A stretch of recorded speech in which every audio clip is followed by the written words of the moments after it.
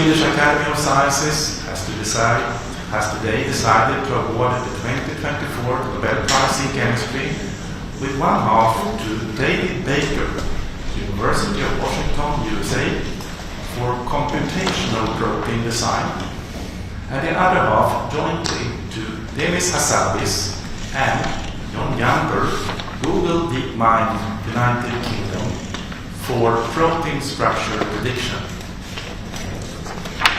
Professor Magnus will now give us a short summary in English. Please, Sander. We have a great prize for you today. Proteins are the molecules that enable life. Proteins are building blocks that form bones, skin, hair, and tissue. Proteins are motors that power our muscles.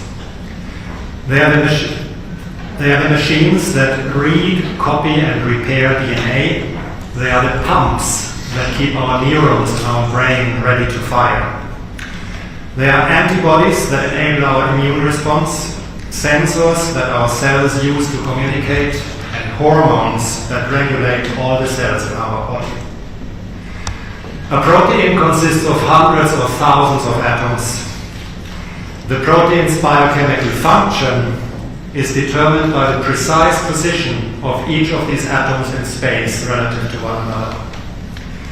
To understand how life works, we first need to understand the shape of proteins. Therefore, it has long been a dream to learn to predict the three-dimensional structure of proteins from knowing their amino acid sequence, which is encoded in the DNA. For several decades, this was considered impossible. 4 years ago, in 2020, Demis Hassabis and John Jumper managed to crack the code. With skillful use of artificial intelligence, they made it possible to predict the complex structure of essentially any known protein in nature. Another dream of scientists has been to build new proteins to learn how to use nature's multi-tool for our own purposes. This is the problem that David Baker solved. He developed computational tools that now enable scientists to design spectacular new proteins with entirely novel shapes and functions, opening endless possibilities for the greatest benefit to humankind. Thank you, Professor Linke. And Professor Åqvist, are you ready to give a more detailed presentation? Yeah.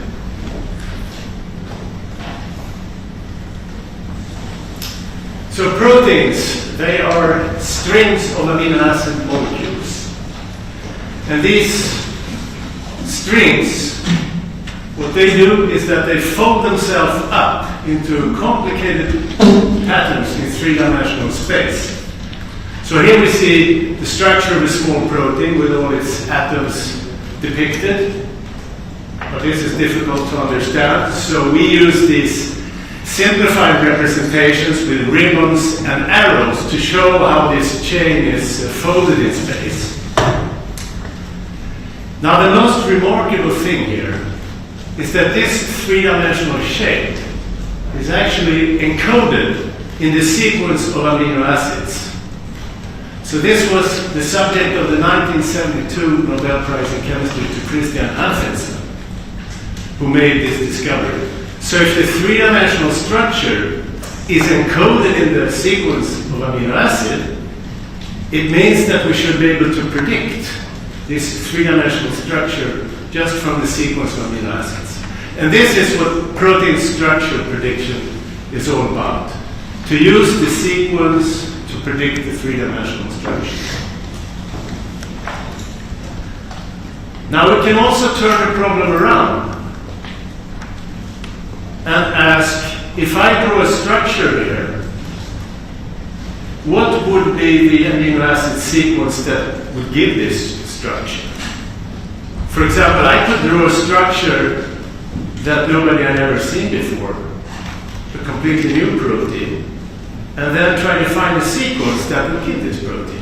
Then I could go to the lab, I could make this sequence, and thus I could make completely new proteins that have never been seen before in nature.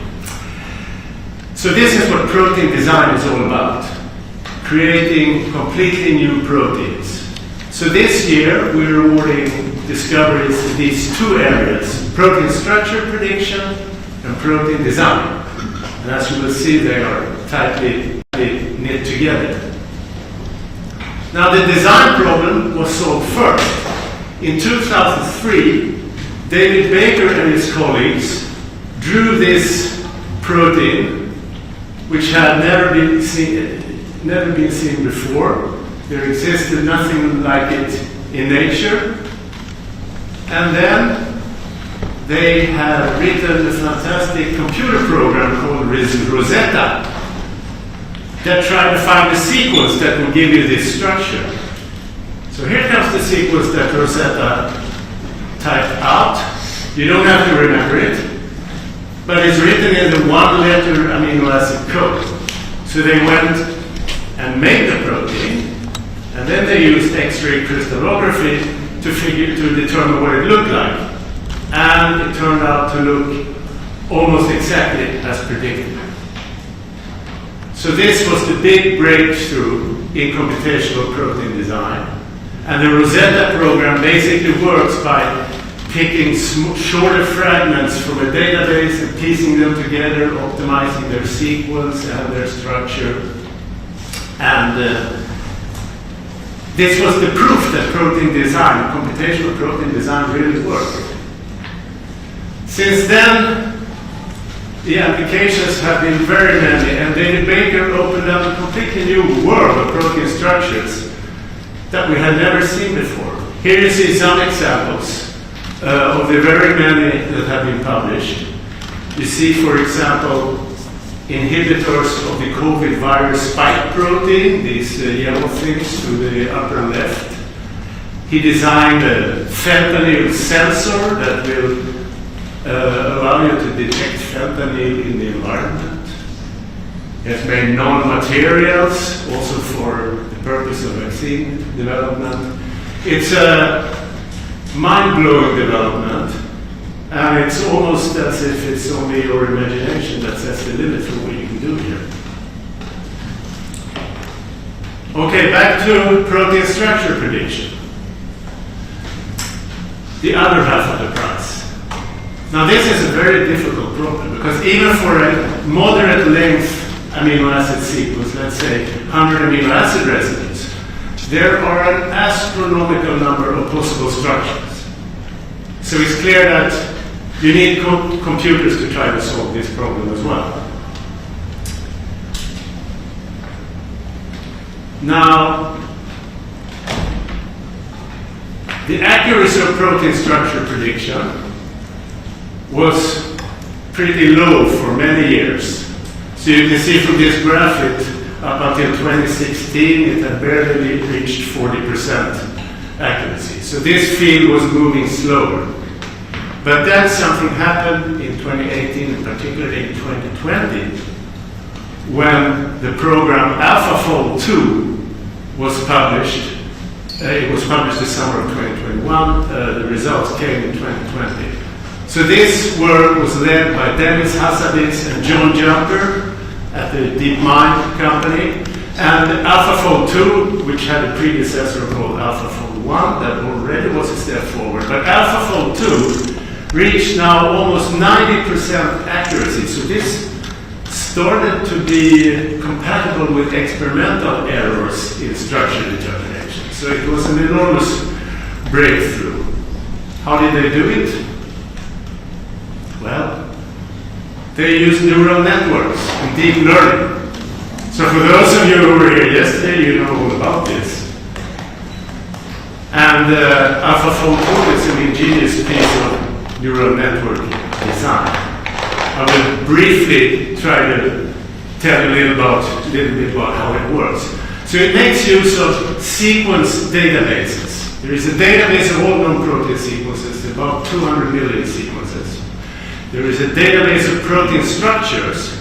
Those are only about 200,000 today. But the program is trained on these databases, and you give it an input sequence, and then that program does, or the network does two things. it creates an alignment of similar sequences from different species, for example.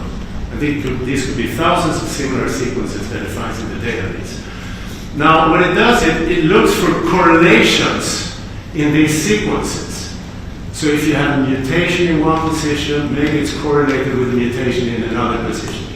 And from this information, it can make a distance map, as we see in the lower picture here, which basically tells you how close are two amino acids to each other in space. So the sequence alignment contains information about such distances. And then these two objects, they update each other continuously as the network does its job until it comes up with a final distance map. And then the program uses an ingenious method to convert this distance map to a three-dimensional structure with 90% accuracy. So protein structure prediction with AlphaFold 2 caused a complete revolution in structural biochemistry. It has over 2 million users at present. And the AlphaFold team immediately made a database with predicted structures for all the 200 million sequences that we know today. So this is a fantastic resource for biochemical and biological research. So there have been numerous applications of AlphaFold. You could, for example, mine this database for new enzymes that, for example, degrade plastics. You can also use AlphaFold for solving huge structures. So the one you see on the right here is one of the largest molecular structures known in biology. It contains over 1,000 proteins. So they could solve this structure by combining AlphaFold with electron microscopy data.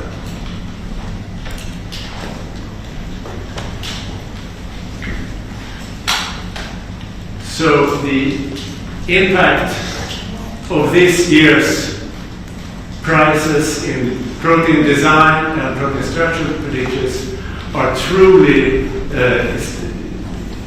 huge, and the results are spectacular. So I would just leave you with a message that in order to understand how proteins work, you need to know what they look like. And that's what this is. Thank you. Thank you, Professor Åqvist. We shall see now if we have one of the laureates. Professor David Baker, are you there? Good morning, and please accept our warmest congratulations to receiving the Nobel Prize in Chemistry. Thank you very, very much. Deeply honored. I must ask, how do you feel right now? Very excited and very honored. Yeah, I think that's very well deserved, actually. I'm sitting here in this beautiful session hall of the Royal Swedish Academy of Sciences, and here at this press conference there are many interested journalists, both from the Swedish and the international press. Would you be ready to take some questions from them? Yes, I'd be happy to. Sveriges Television. Thank you. My warmest congratulations to your achievements and to this year's Nobel Prize. My name is Susan Binns and I work for Swedish Television, and I know our viewers are really excited about how you cracked the code of creating new protein and what inspired you to pursue this truly groundbreaking research. Well, I stood on the shoulders of giants. My colleagues Steve Mayo and Bill DeGrotto had always shown the science that protein design was possible, and I also have had throughout my career absolutely wonderful colleagues to work with. Brian Pullman came to my group and started working on protein design. Now that's top 7, so I would say I've been really deeply inspired by the others in the field and by the people I've worked with. Thank you. More questions from the audience here? Yes, please. From the Polish television. Congratulations, Professor. The thing that we're all very excited here, obviously, is the connection to yesterday's prize in physics. And that connection are neural networks, deep learning, and, well, basically artificial intelligence and its role in modern science. How would you describe your opinion about the importance of the development of AI for the future of sciences? Given your discoveries. Thank you. Yes, I think it's tremendous.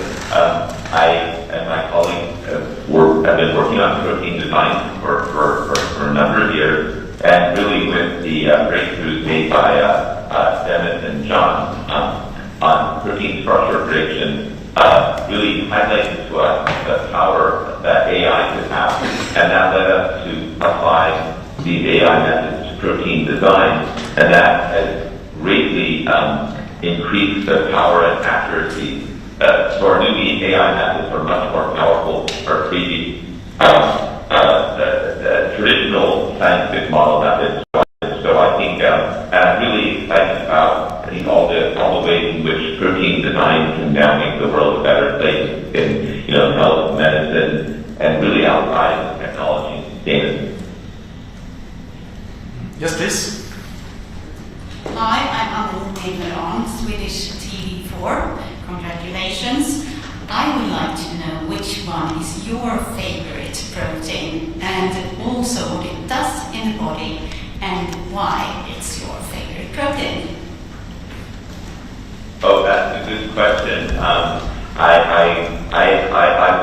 love all the proteins, so I don't want to pick favorites, but I can tell you about one that we designed during the pandemic that protects against the coronavirus.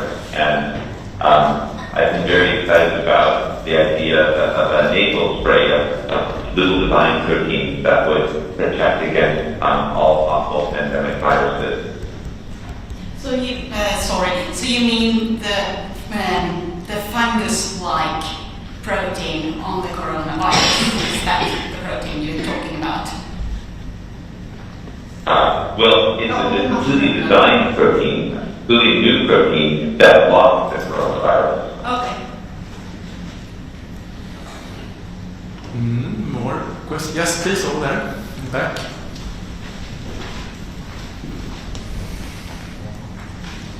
Hello, Paul Rees from Al Jazeera English. Many congratulations. Could you just set the scene for us? What were you doing when you got the call, and how did it change your day? Well, I was sleeping when the phone rang, and I answered the phone, and I heard the announcement, and then my wife began screaming very loudly, so I couldn't really hear very well, and the very nice person who told me to go somewhere where I could actually listen, and I think it was very, very exciting, and I think it's turning out to be quite a unique, special day. Any further questions? I was wondering, when you actually wrote the code, what was your feeling at that time? I think it happened over. It really happened over many years when Brian Coleman, working with me, was able to design the first protein. We kind of imagined that was just designing a protein structure. It didn't have any function, and we sort of imagined what could be possible. And then, really, over the last 20 years, we've been able to design proteins with more and more complex, powerful functions that can do so many different things. And as we got better and better at that, then the scope of applications became more and more exciting. So it's been sort of a huge opening up of possibilities, because the proteins in nature do so many different things. They mediate all the processes in our bodies and in all living things. And we sort of glimpsed at the beginning that it might be possible to create a whole new world of proteins that could address a lot of the problems faced by humans in the 21st century. And now it's becoming possible as we're able to design proteins that involve in so many different areas. Yeah, final question here. Yeah, so I have a question, because I'm wondering, were you surprised actually by the decision? Because in the predictions for Nobel Prizes this year, you were mentioned as a strong candidate for the Nobel Prize in Physics, given the AlphaFold's reception in recent years. So did it come as a surprise for you, or were you expecting a fold from the Nobel Committee today? It was a surprise. I definitely heard the things that that people were talking about. Still was very surprised, and I just really want to thank my family, my wife Kamala Baker, my parents, who I called right after I got the call, Marsha and Marshall, who I'm very excited will be able to come to Sweden with me and my children, Amanda and Benjamin, and I also want to thank all the amazing people that I'm working with now, and the amazing people I've worked with over the years who really did all this work and made it all possible, and have been sort of fulfilling the dream of what's possible with 13 Design. Okay, the last question from the press for you, Professor Baker. Thank you, and once again our warmest congratulations to you, and we look forward to meet you here in Stockholm in December for the prize ceremony. Thank you very, very much. I'm deeply honored. So let's move on to more questions about the chemistry prize, or the research involved, or if you want to ask questions to the committee about their work. And again, you can ask questions in either English or Swedish.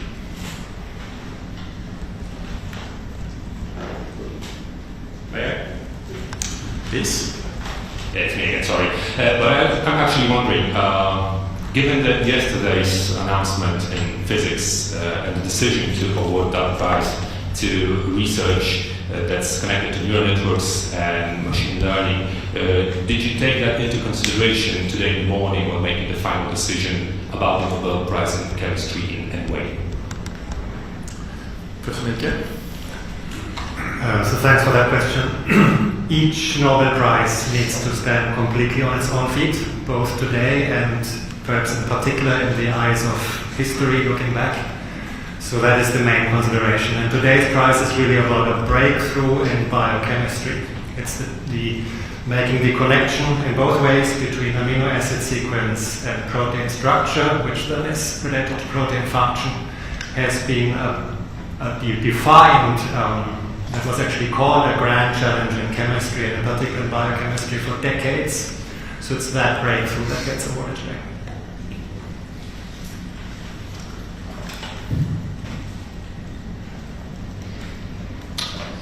Yes, I don't see any further hands here. By that, thank you for your interest. We hope to see you back here next week on Monday, when the Academy will announce the Sveriges Riksbanks Prize in Economic Sciences to the memory of Alfred Nobel. Thank you.